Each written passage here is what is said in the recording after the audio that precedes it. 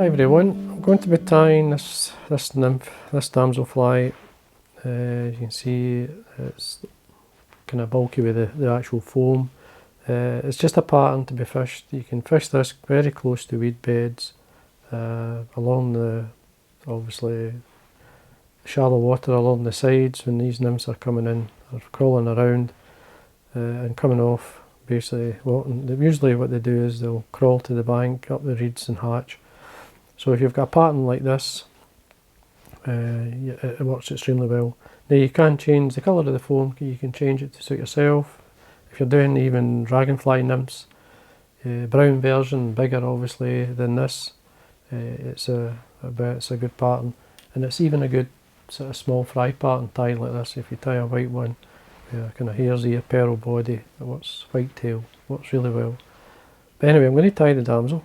Now this is basically a friend, one or two friends I've got. It's down in Tasmania and Australia, New Zealand, and they like to fish these patterns. So I'm going to show you that hook choice is really up to yourself. I'm going to be using this nymph hook. Now it's as you can see, it's a full mill hook, obviously it's size 12. Again, you can tie them smaller or bigger. It's a good style. It'll suit a few flies. And it's a 2XL long shank, so it allows you to tie this style of fly quite easy. Thread I'm going to be using the Chartreuse in 8/0. Now it's really simple to tie, not a lot to it. Main thing about it is to try and keep it as light as possible. So you run your thread down to the base in line with the barb.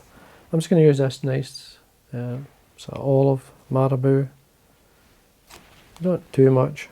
This just puts a wee touch movement into the nymph. So there's a wee bit of dirt on that. Try another piece. Pull it off. I'll just roll the ends just to hold it together.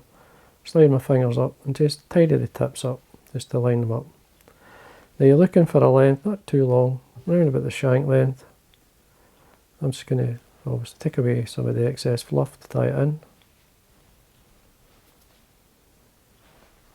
Catch it on the top with 2 or 3 turns, see what it's like. I'll do it. Just trim at the length of the body, which is about 2/3 of the shank. Now for the rib, I'm going to be using a fluorescent floss. This is a Chartreuse floss I have. You could use the one from, what do you call it, Uni. I've just ran out. This is old stuff I've got from a company. It's no longer in business. But it's just a Chartreuse floss. It could be a thread, it could be a few things. Don't use wire because it's just going to add weight to your fly. So the first thing I'll do is tidy this up. Just make sure it's neat. Foam colour, I'm using a dark olive. This is just a 2mm thick sheath of foam. This is just as I say, it's a dark olive. Now when they're coming off, they do get darker. They will get slightly dark in colour before they hatch. But if you want to keep it light, you can use a different colour. You could use even chartreuse.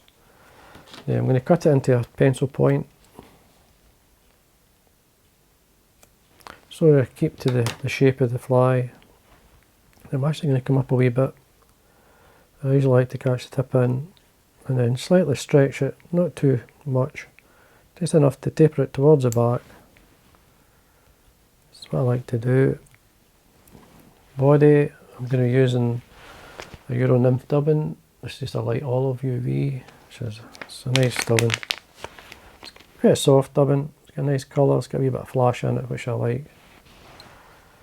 So we're going to encourage the shape of the nymph, just a taper in the body.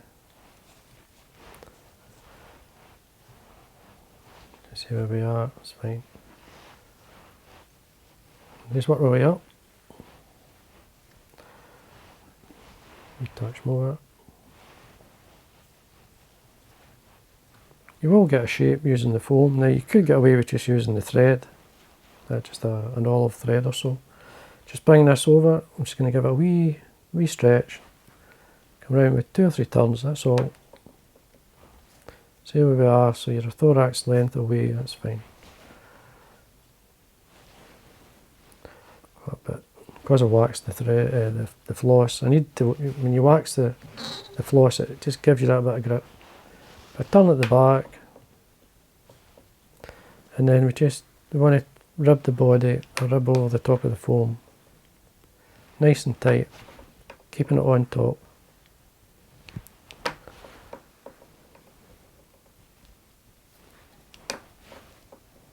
And just to do a turn in front, and then what I do is I come round the thread so I've got it, keeping it tight, then I can basically screw it in. So we quick look at that. That's fine. Trim away. Just tidy this area up again. Just make sure your thread's right up against the foam, because I'm going to put legs on it.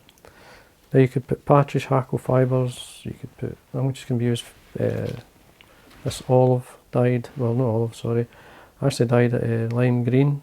This is a natural pheasant tail, and you get this nice browny green colour, which I like. So I'm going to, just pheasant tail fibre, it's quite, I mean it's, put it this way you can see it. You can put rubber legs on it if you want rubber legs, you can do what you like. Sure fly, so I'm trying to split them evenly, so I'll get some down either side. Length, maybe as long as the body. You want movement, you will lose a wee bit of length once you pull it over. So I'm holding the foam's keeping them apart. Come around with 2 or 3 turns, see where we are. Just check, that's fine, that looks okay. Length's not too bad. And trim away the excess. Take my thread all the way down, go back to our dubbing. Now, we're going to really cover the dubbing, to be honest with you, but you could leave the dubbing off, but I'm just going to use it. It's up to yourself, you could, because we're going to form like a foam head with obviously the foam, just folding it round. So we build up a wee bit at the head first, and then we want to taper it towards the body a wee bit. Makes it, helps it to get a shape. Make sure you've got like a waist, meaning it tapers to the point where it's caught in here. So we just check, see what it's like. That's fine. Now just pull it over. I've got quite a heavy needle here. Now you'll see where it touches, that's where you want to put the hole. Just put a hole in the centre of the foam, I'll show you. Just come through it. Just to allow, there's a hole. And then just pull over till the eye comes through. Pop the eye through, there it's it. And then turn it upside down, and then just basically catch it on this side. Now your thread should be beside the legs, the length, just back of the thorax, just like that. And then you simply just put some varnish onto your thread, 3 or 4 turns, keep it tight, don't let it go, quick finish. Trim away, and then a nice, reasonably straight cut. So we like, that's fine. There we are, and that's it. Now if I'd used a lighter foam, you could colour or put an eye on it. If you're tying a small sort of pin fry, you could use a white foam, as I say, hare's ear type, pearl of rib, white tail, whatever, could be black tail if you want. Depending on the type of other fry you're representing, or if you're doing the dragonfly, you obviously want it brown. So what I'm going to do, I'm just going to highlight it just to show you what I mean. It's just a Sharpie pen here, permanent marker, just to give an impression of an eye. In this case, you could put a fluorescent paint, or you could do some just to highlight it if you want. So there you go, it's a kind of, it will sit near the surface, but not exactly, it's not that buoyant, but it'll be close. If you grease the leader up, you can keep it near the surface as well, it'll help. There's lots of things, but it'll give you a nymph that you can keep very close to the side of the banking, or you're close to weed beds, and you'll find it works really well. So anyway, I hope you enjoyed that, and again, thanks for watching.